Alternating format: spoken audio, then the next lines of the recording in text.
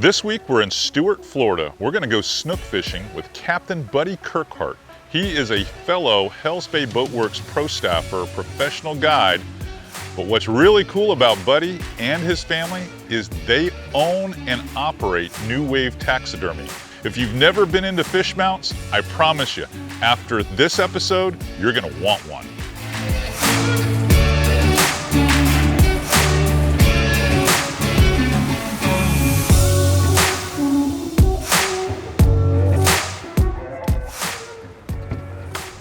Another fisherman. You don't know who you're gonna meet. He's here all the time. He lives here. Let's go make a few. Yeah, this thing goes, so you gotta be careful with this one. This one here is like having a Mustang. Yeah. It's a muscle car. Stuart, Florida in particular has always been a major zone for snook fishing because we have one of the 3 major inlets on the East Coast where spawning takes place. And that is Fort Pierce Inlet, St. Lucie Inlet, and Jupiter Inlet. The primary spawns for the entire east coast of Florida take place in those 3 inlets. Stuart is right in the middle, and so we have historically had the largest population of spawning snook.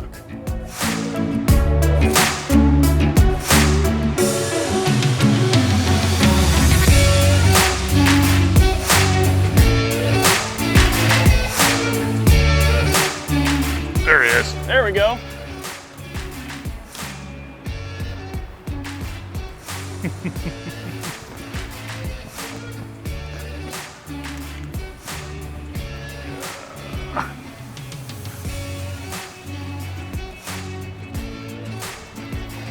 Little, but we'll take it. Hey, he's an icebreaker for me. Yeah? I've got him on this big stick, so he can't do a whole lot.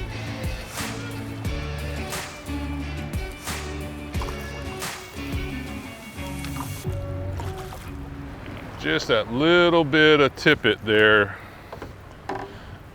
This guy didn't have to worry about it so much.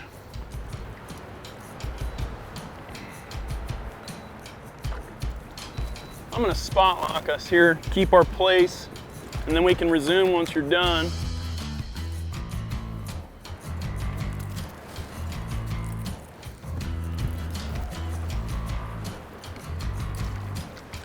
Nice. Nice little fish. Yeah. You'd never think throwing up in that surf that there's fish like right in the sud line. Right. I mean, they're right there where it curls over. I guess they're looking for that wave action to turn stuff over, disorient bait. Right. And right in the sud line is right where he was sitting. Well, and when the waves come through, it messes with the schools of minnows that are pushing through And here on the breaks them tide. all up. Yep. Disorients them a little bit. It's disorienting me, that's why I'm standing down in the cockpit now, like an old guy.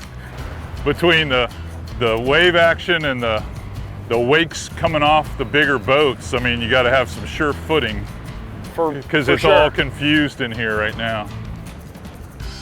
One of the unique challenges of fishing the Stuart area with artificials, especially around the docks and some of the rock groins and jetties and breakwaters around here, is the fact that 99% of the people that live here throw live pilchards to these fish. So the timing of when you come here to throw top water and suspending baits is really critical. You need to be doing it in the spring before all the pilchards show up, because if you don't do it then and you wait till the pilchards show up, so many people are swinging and chumming docks with pilchards.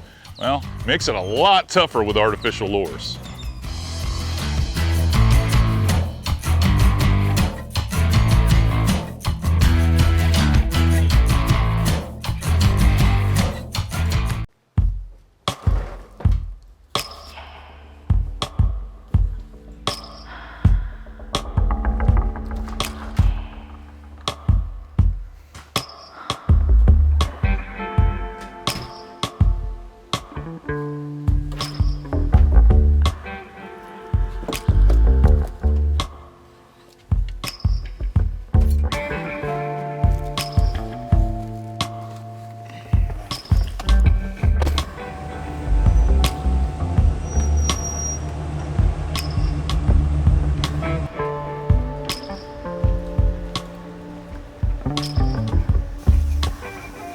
guys, CA. my favorite destination in all of Stuart.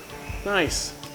The Museum of Fish. It really is like the House of Wax, isn't it? It really is. Here at New Wave, this is when I am not guiding, I am here. New Wave is my dad's company. He started it over 40 years ago. I love this place, and it's easy to fall in love with when you're a passionate angler. Everything here is centered around fish, which we all love. So this is how the fish starts out. That's a bonefish. This is a bonefish, a big bonefish. I mean, he's a 10-pounder.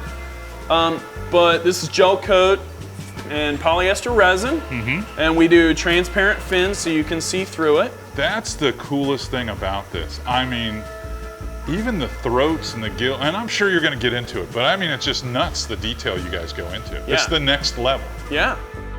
The importance of the realism that we put into each of these fish is so that the angler can be right back at that moment when they first got hold of that fish in their hands.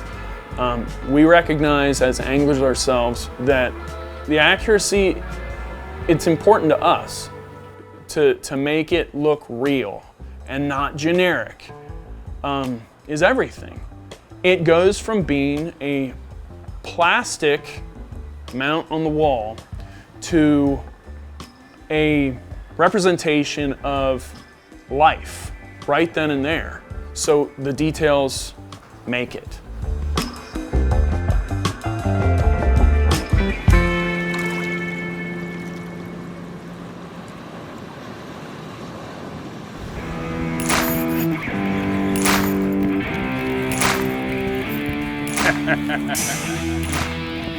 He hit it that time. He hit it that time. Yeah. Want me to get a net? I don't think he's that big. Not that big. He hopped out of the water. He thumped it hard too. Yeah. Well, if he's in that little turbulence, he's probably looking to eat. It's one of those fish that was over there. Glad, Chad. No, this one I switched back to the catch. Oh, did you? Yeah, I did.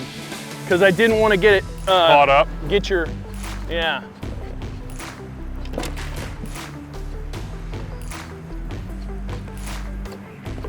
I'm gonna use your little tool here. I'm gonna get a picture with you with that one. All right. Little social media time. Sitting there with that plug in his mouth. Got it. Nice. Be careful, have a good grip on them.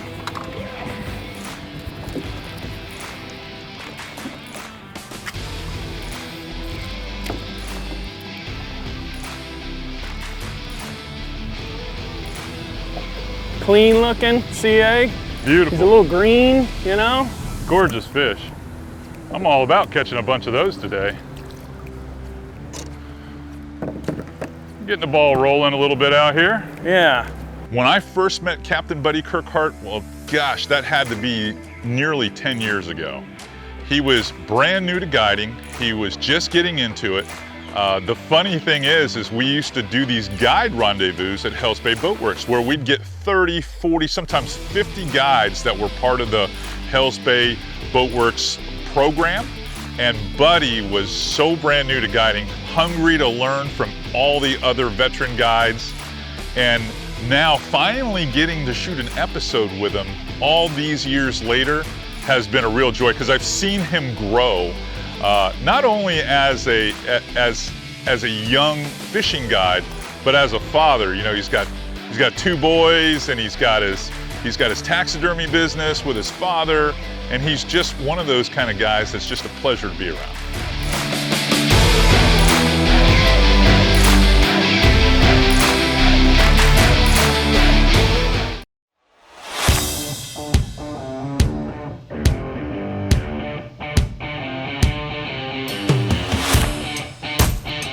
There are a number of places in South Florida that are heralded for catching big snook.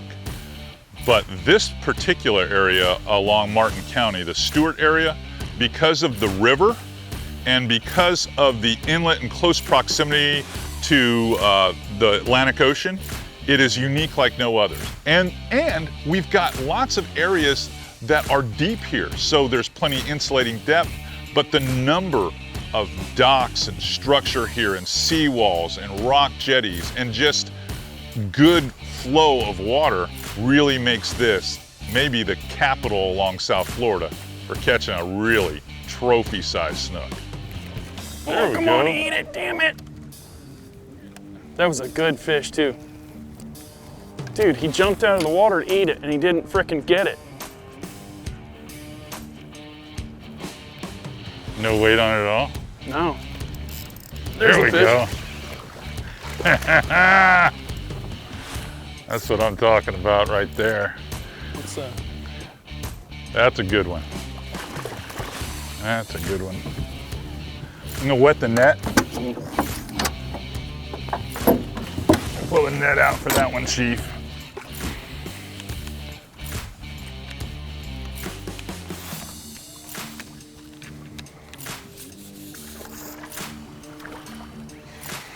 Just because it's got some, you be careful. Bring him down. He doesn't want to go. Excellent. Keep him in the water.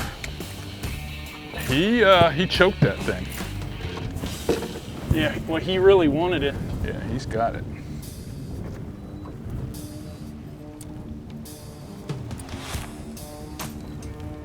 Yeah, he's got it. That's because he missed it so clean the first time. Yeah. Are we wrapped up?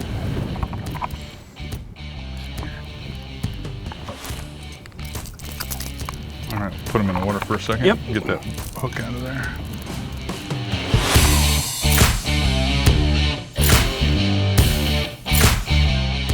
Snook have this wide body. They're fairly rectangular. If you look at them, they're even on the front and on the back.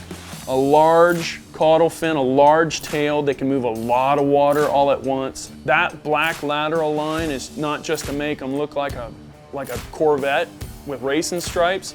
That actually has very specific purpose. They feel everything around them with that black lateral line. They can track prey just through that lateral line alone in the murkiest of conditions, which is actually what we caught those fish in. Nice. Let's go do that again. Yeah, man. Here's your rod. I think I have to retie. Catch 2000. Yeah. One of the choices that I made when we started actually fishing the docks is when you've been fishing as long as I have, you have your favorite rod actions and you have your favorite line that goes on certain reels that make that reel perform a little bit better. And then you make those up with favorite lures that cast well on those two factors, those two elements of your setup. Well, for me, growing up throwing a 51 MR was one of my absolute favorite plugs. We're talking about a plug that's been around for, I don't know, 35, 40, 45 years. But it's still, to this day, one of my favorite plugs because the weight of that plug matched with a 6'10" medium heavy rod for me on a casting reel allows me to make the most pinpoint accurate casts with that setup. And when you're fishing around all these snaggy docks around here, the ability to make accurate casts and always put it where it has to be, well, that's the difference of catching them or not catching them.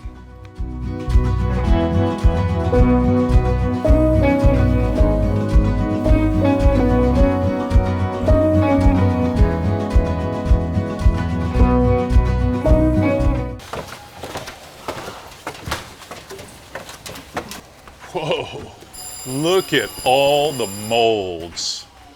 There's got to be 1,000 of them. At least. At least. And everything. Saltwater, freshwater. I mean, how many different species are in here? You know, that's you don't even know. I don't know. You don't even know. That's a great question. This is a cool, cool room right here. This is 40 years. 40 years. 40 years of a career right here. Because every single mold up here represents an individual fish that was molded. This is crazy. 40 years of molds. That's nuts.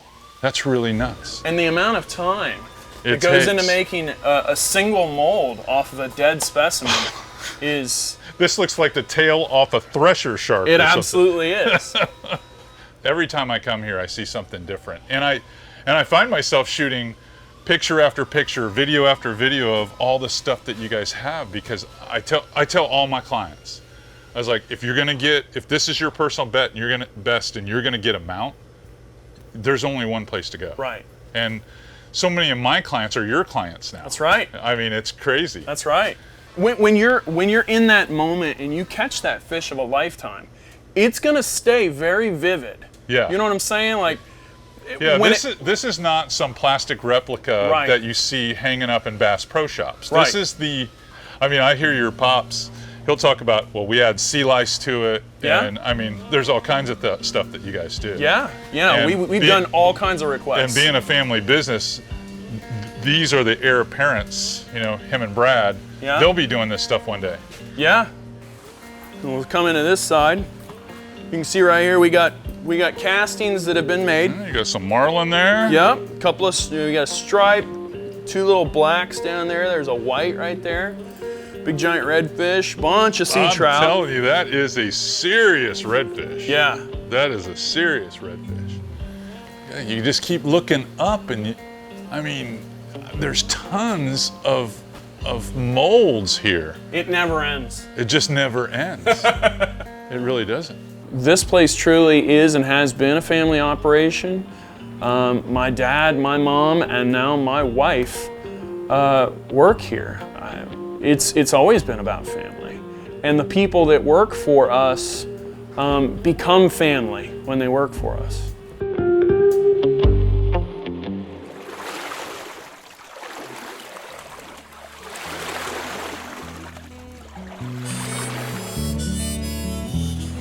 Let me ask you this.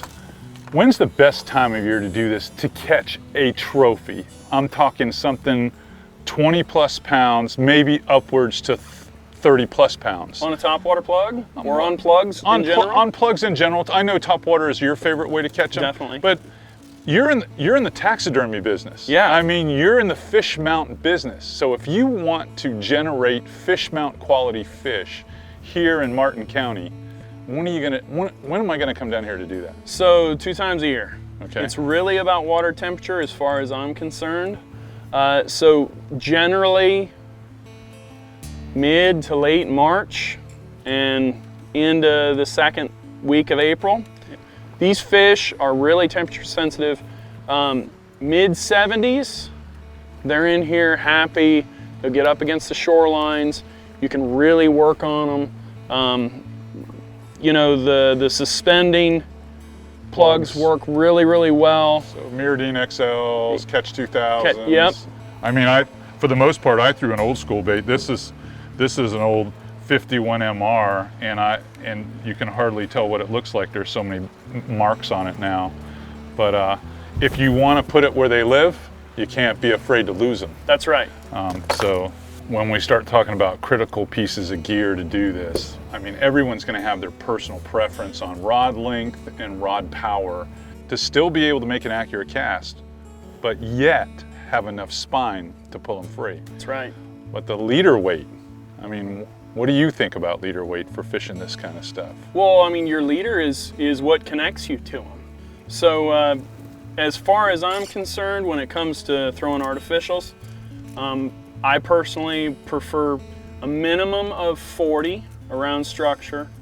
If the fish are big, then 50 is even better. Yeah, but many times, if you're in the mouth of a snook, it's mostly the plug that's in the mouth. I mean, but you did have one legitimately that woofed it all the way down. He engulfed and it. You were glad you had 40. But yeah. That was an interesting day of fishing, it really was. Yeah, it really was.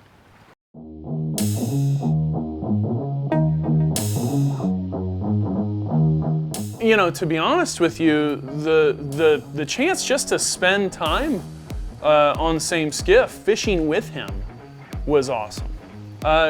Every time I get together with CA, we always have a big time. And to be able to actually spend time fishing together, because we as guides, we have busy schedules. So for me, I don't get a ton of time to actually fish. I spend a lot of time guiding other people to fish. So to be able to fish with somebody who is a friend and a mentor as well, that's been helping me in my guiding career, that's fantastic. That's what you want. That's what we all look forward to, is spending time on the water with our friends.